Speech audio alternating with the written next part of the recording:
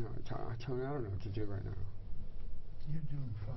Our conversation started with Almena overwhelmed and emotional, especially when talking about his 3 kids, Bolanik, Shai, and Surya. That's like the most important thing. Yeah. If you... Do you talk to them often, or can you call? No, I don't get to hold them. And I feel like I don't have the right to say these things because so many other people... I have to qualify this by... Like the day after the fire, when people were bringing like clothes and instruments and things and food for us, I asked permission to take some things, like clothes I needed and things for my kids. I have to ask permission now to even like speak about myself. Like from the beginning, like I was destroyed. Who I was as a father and a man and an artist. So like I reduced myself to this humble existence to just like get through this. For the past 5 months, Almena has been living in a cell, segregated from the rest of Santa Rita's inmates, because staff were concerned he may be a target. I'm innocent. I'm innocent. And I'm gonna be in here for 2 years. So for 2 years I could teach. I could teach art, I could teach culture, I could share my stories, but I can't, I'm not allowed. Then I go back to, it's not about me. This I know why I'm here, I know why I'm here. I understand why I'm here, but I shouldn't be here. Do you understand? Tell me more about that. I understand. I mean, there's a massive loss of life. You understand that the public perception is that you're to blame for those 36 deaths, and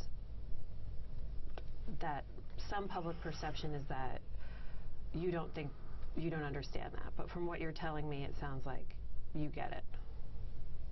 You get why you're going through this process. I don't get that. You don't get it. I see this as being a very modern problem. The media, there were like Facebook and all these different little things, I don't even know what they're called anymore, like the heckling and the bickering percolated to such a degree that the media was at such a loss of true information and understanding, and rather doing their job, they just harvested the ill cream off the top of the media, of the internet, of all of that, and presented that as a story. It's affecting my life and my children to the degree that Derick Ion is guilty with 36 tally marks is being now printed in magazines and websites all over the world, and pictures of me with alongside of David Koresh, Charles Manson, and Jim Jones, and taking a word from a poem and comparing it to a word that Charles Manson used like 40 years ago. Like, come on, it's disgusting. Like, I was designed to be this guy right now. Almena, his wife Micah, and their 3 kids stayed at a hotel the night of the party. After learning of the fire, he posted a Facebook message saying, "Everything I worked so hard for is gone." It quickly garnered thousands of comments and criticism from those who found it insensitive. And I just wanted to make sure that the world knew that the kids were safe. So all I said was, you know what I said. Everybody knows what I said at this point. Mm-hmm. And I didn't know anybody had perished until 3 o'clock in the morning. Nobody told me that 36 or 50 or... So as soon as I heard that Pete was still in there, I got in my car from the hotel and rushed over there. And then the police and the fire department are telling me, oh man, there's like 50 people in there, maybe 100 people in there. And at that point, there's no Derick.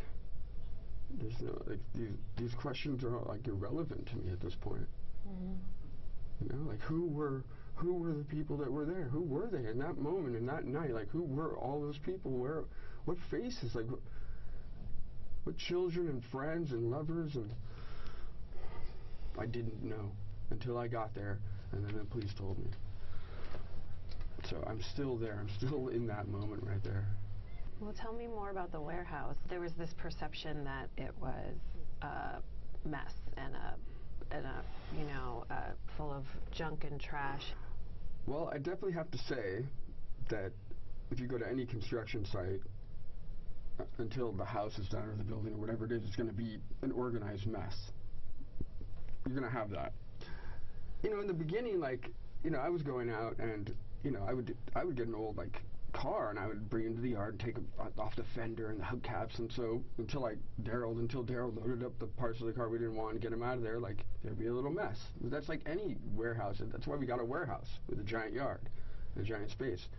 And so there was always like a process of, like, you know, sawing wood, there'd be debris, like that's all that they're talking about. Almena says CPS placed his children with his mother and sister in LA at one point, while he and his wife completed court-ordered classes.